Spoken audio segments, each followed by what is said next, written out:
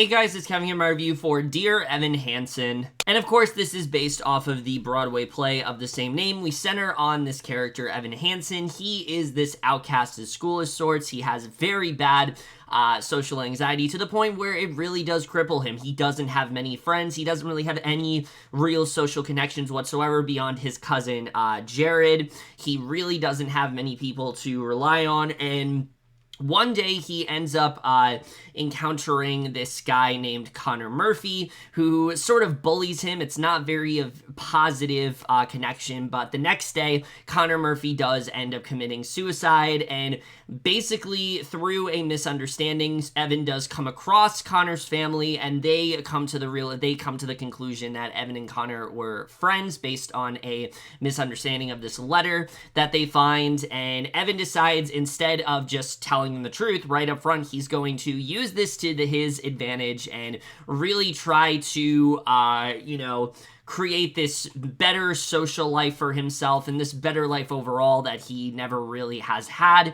And while at first this does give him a lot of success, he eventually does realize that this might be at the cost of everything he cares about. So, Dear Evan Hansen, I was very excited for this film. You know, this is one of those musicals that I feel like in 2016, everyone absolutely loved. 2016, 2017, everyone absolutely loved. Everyone was talking about how great it was. How was this really great, like, coming-of-age story, and, it won all these Tonys, and it's been one of my favorite cast recordings to listen to.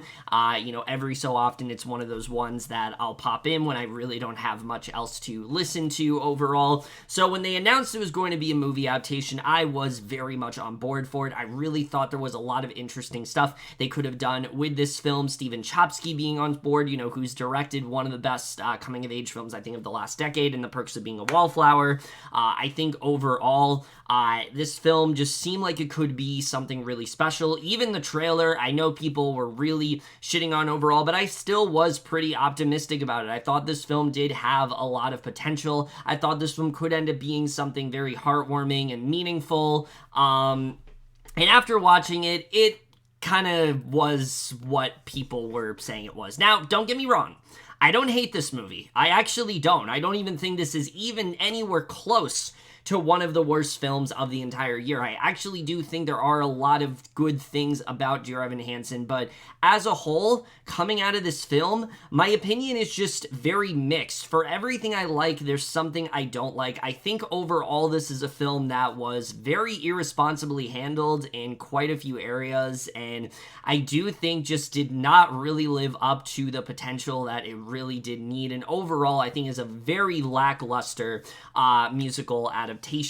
But we are just getting into right now, starting off with the cast. And look, I feel like that's been one of the biggest red flags of this entire movie. For me, I was very excited for the cast here overall. I thought everyone here, when they were cast, I was excited to see how everyone would do.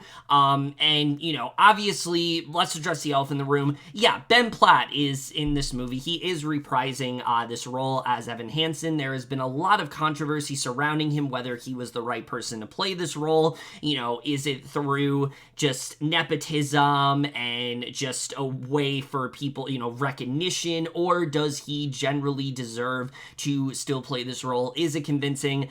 I think it is. I think he's able to do enough good work here to where, you aren't really able to, at least for me, I think he does enough good work here to warrant him still playing this role. You get the sense that he still is very committed. He is trying to portray this character in a way that feels, as he's trying to portray this character in a way that feels authentic, in a way that does feel a little stagey at points, but I do think he overall does do a good job. I will say there are parts of his performance that's a bit distracting. I don't understand why he needs to grow the hair out. It doesn't really add much of anything to the character, and I do think it's a little too of a meta performance. I feel like he was really trying to dive deep into this character and transform and play this meta type role.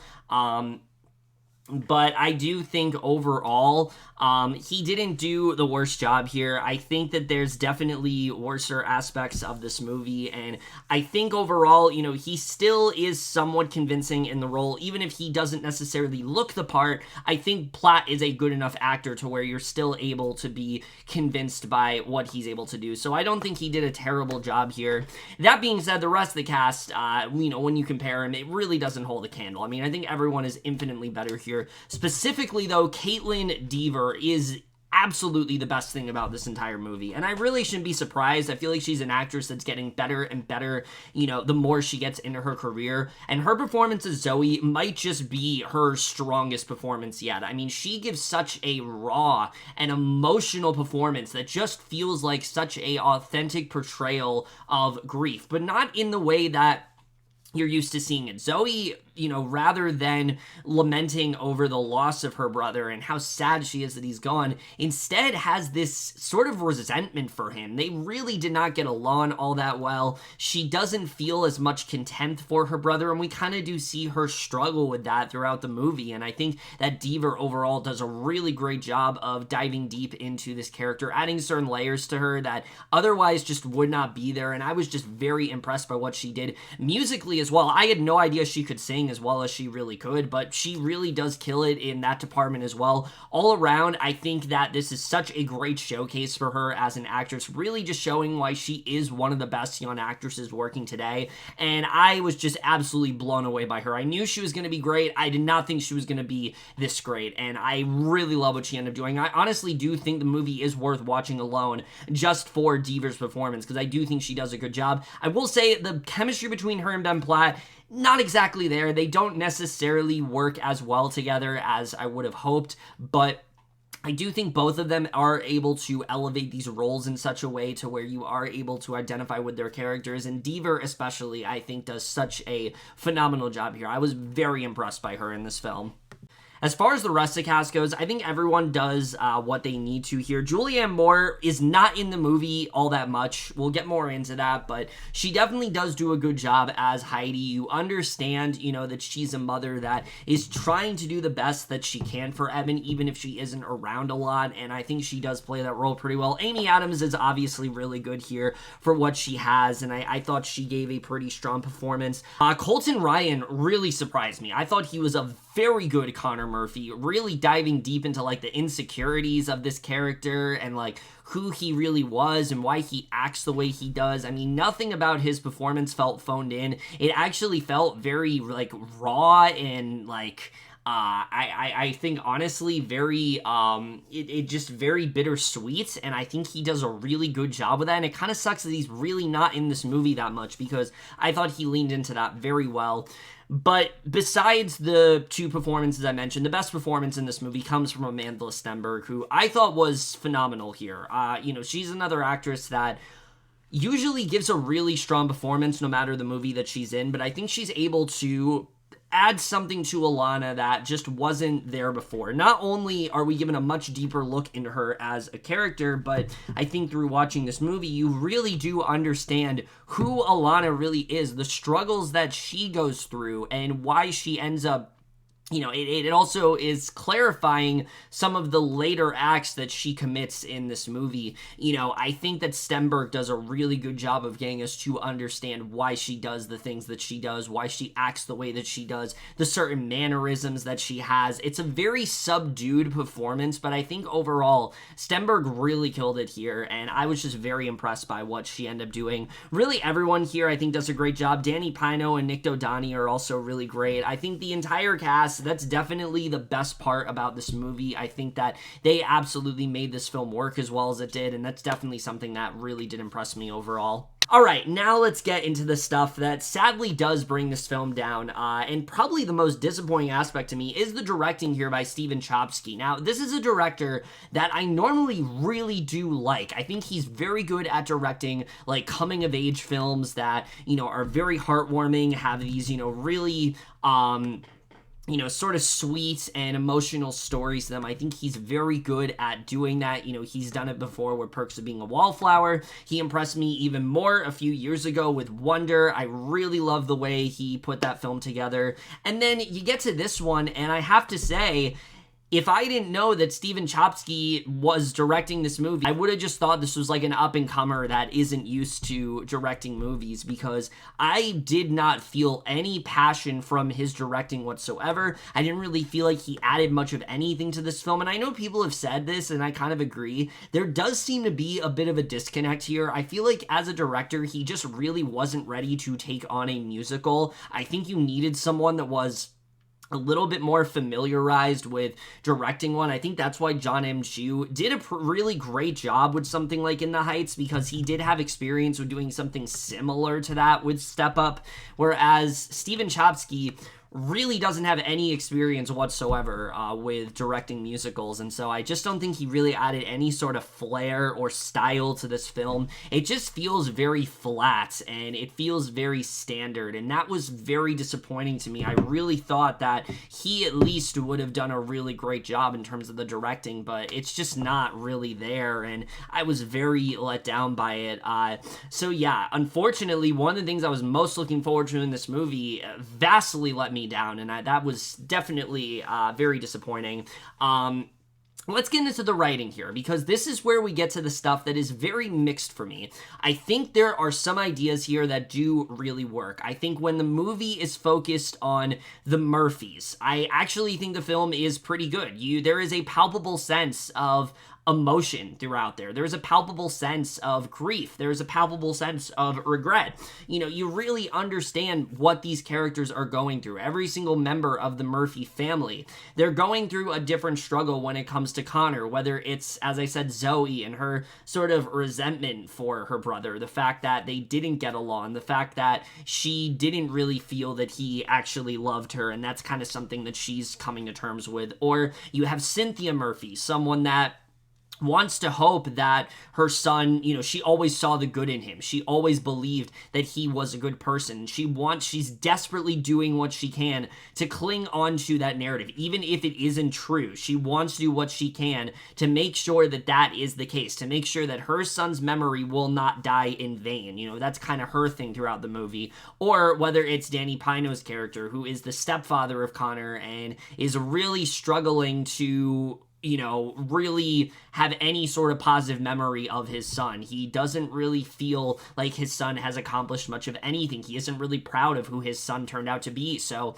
I think that part of the movie is really well done. You understand what they're going through, and you understand why they're able to go along with this. You understand, why that really works out for them. Why, even though a lot of what is going on in this movie seems like utter bullshit, they do still end up buying into it, because at the end of the day, this is a family that is sort of reconnected and wants to do what they can to use this as a chance to get their life back on track, to turn things around, to get that necessary closure. You do understand that in the movie.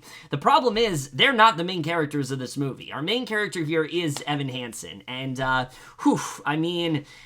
to say that our main character is kind of unlikable would be an understatement.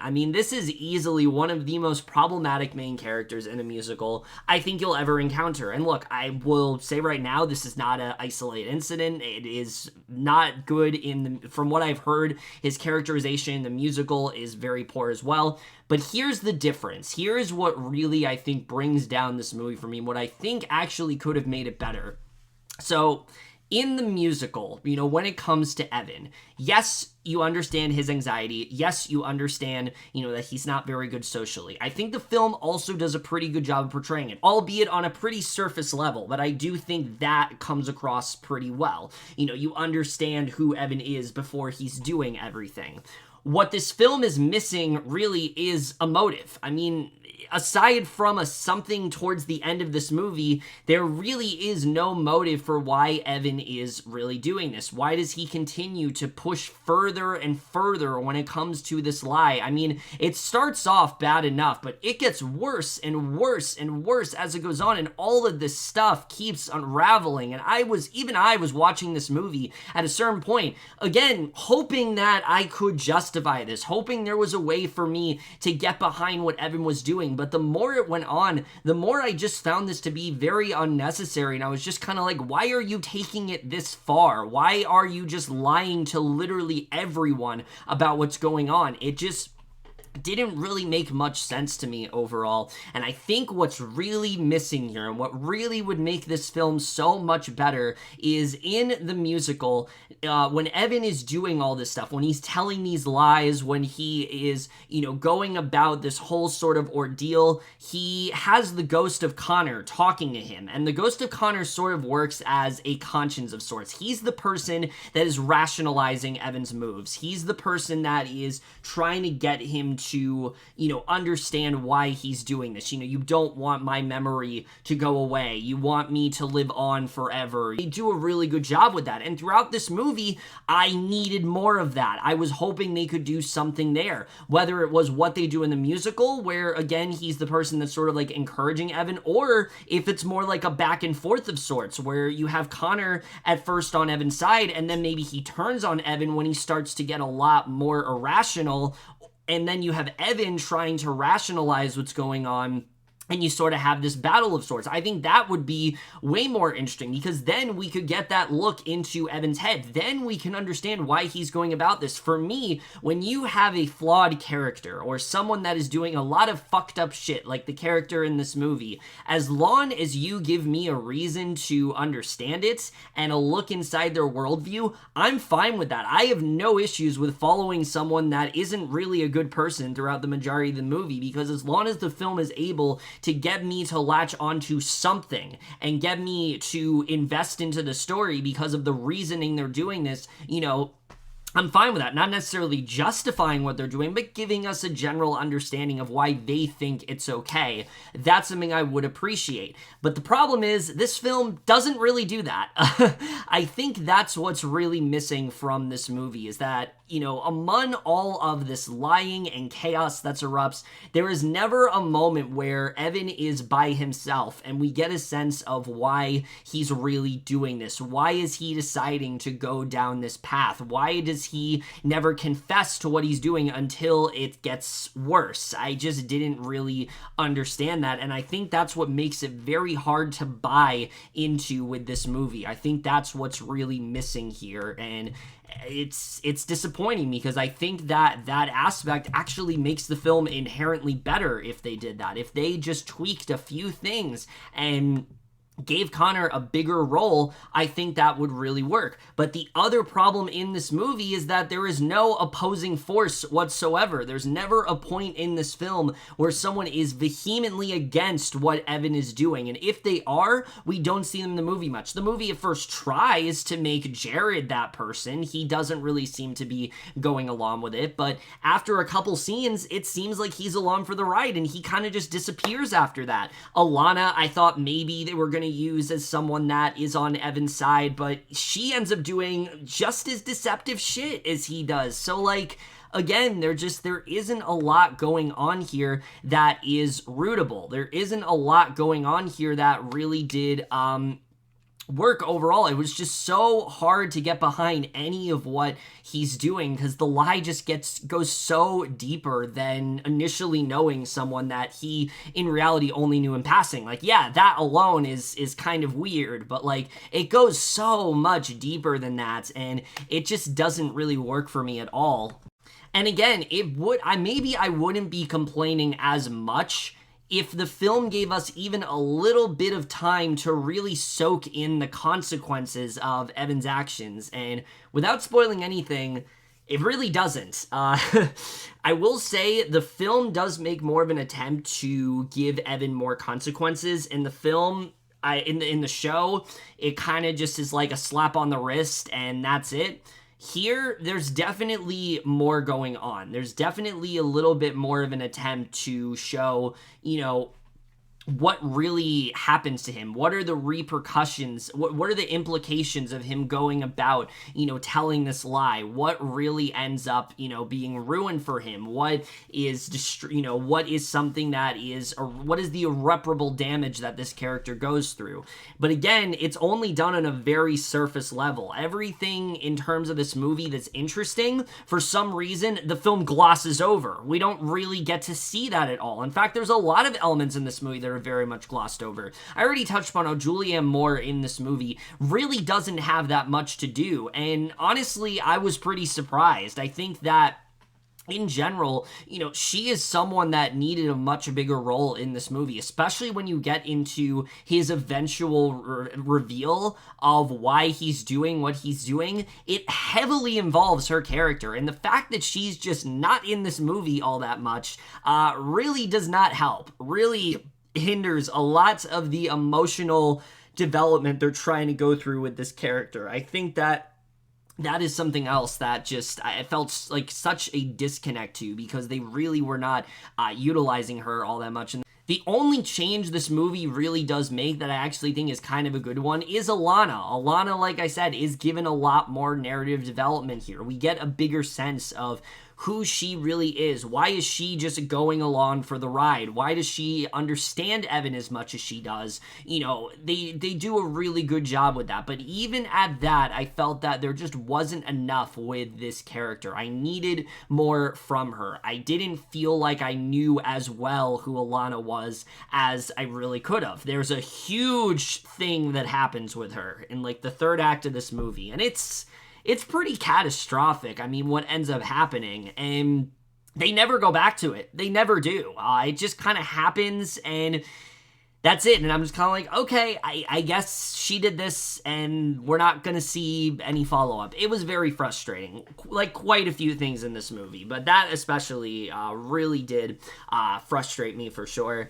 Like I said, the stuff that is really good here is the stuff with the Murphys. You do get a sense of what's going on. You do get a sense of their overall struggle, but overall, I just found it very hard to latch onto this story. I think the story is one that is very morally challenging already, and I do challenge anyone to take on a story like this, but I think to me this was executed in completely the wrong manner, and I really think they should have gone about it a lot differently, especially the fact they're missing that motivation. That's a key factor of this story, and the fact that it's not there, I think was very much a mistake. So that really did hinder the film for me.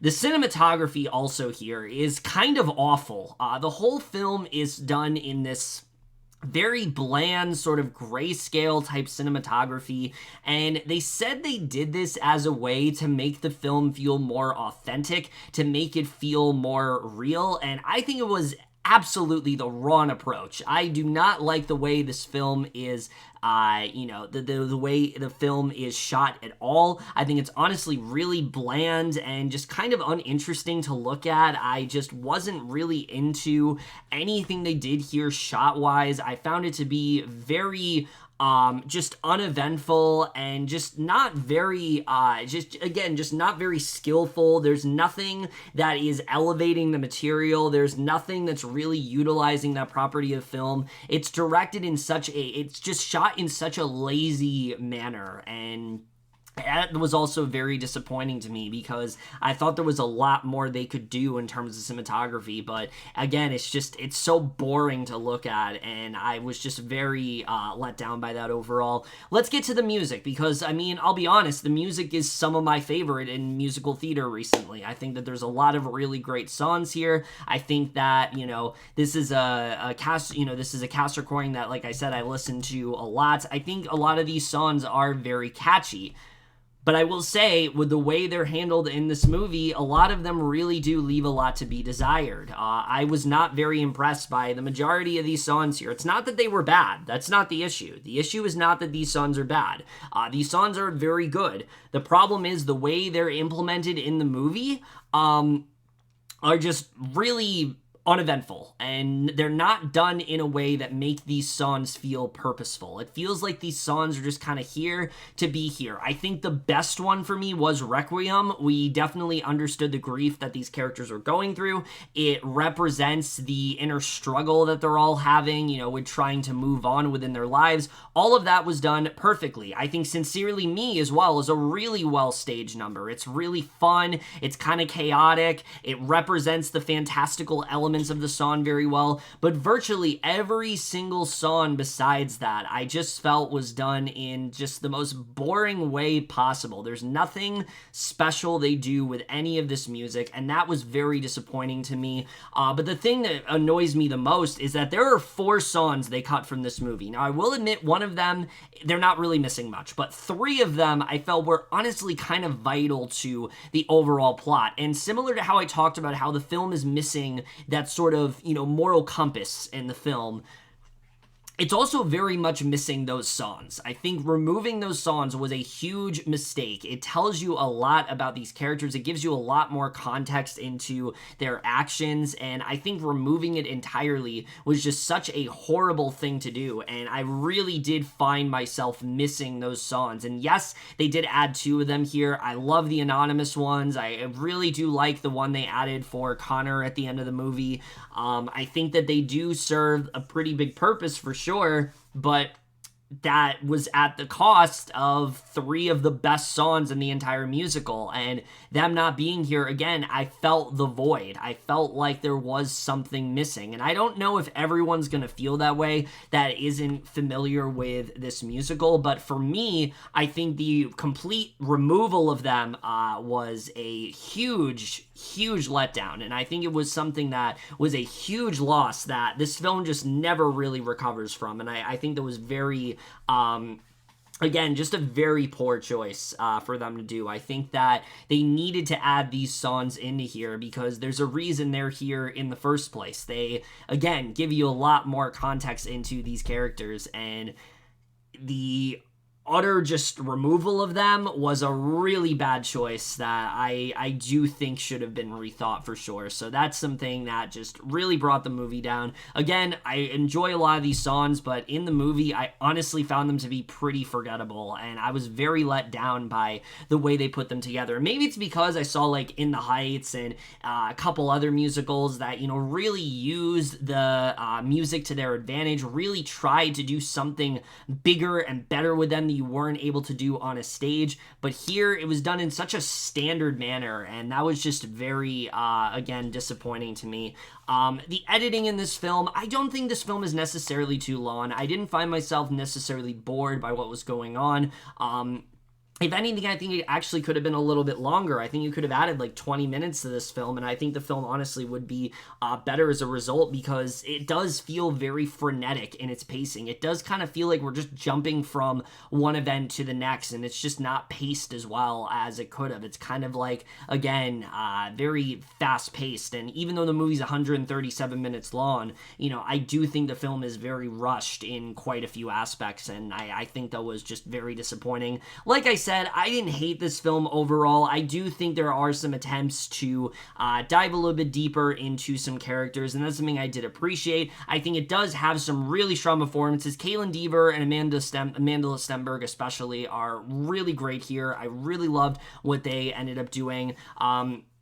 It does make some attempts at trying to give Evan a bit more consequences, but overall, it just can't get past how shallow of a story it really is. It's missing a moral compass. It's missing a lot of different character beats that would have made this film a lot more interesting to watch, and because it is centered on just such an unlikable lead, it's very hard to buy into anything that's really going on in this story. What saved this film are the performances, are some of the musical numbers, are some moments where the film does actually try to be more than just a very surface level portrayal of anxiety, a very surface level portrayal of mental illness. Unfortunately though, that's not very often, and as a result, I found myself very let down by this movie. This is easily the most disappointing film of the entire year for me, and I am going to give Dear Evan Hansen overall a C. Oh man, I really, really was hoping this film would be something special. I really thought that, you know, all of these people that are shitting on this movie, it would really turn out to be something good, but unfortunately, I was very much let down. But I will say, this is not anywhere near the level of Cats, and anyone who says it is, you need to go back and watch that movie, because like I just don't understand that argument. Like, I don't think this is anywhere near that level whatsoever. There's too many things that I like about this movie to overall hate it, but there's also too much that I don't like to really recommend this one overall. But that's really it for my review of Evan Hansen. Most guys saw this movie. All of your thoughts, and we'll see you guys in my next video, and we'll see you guys for that. Okay, bye.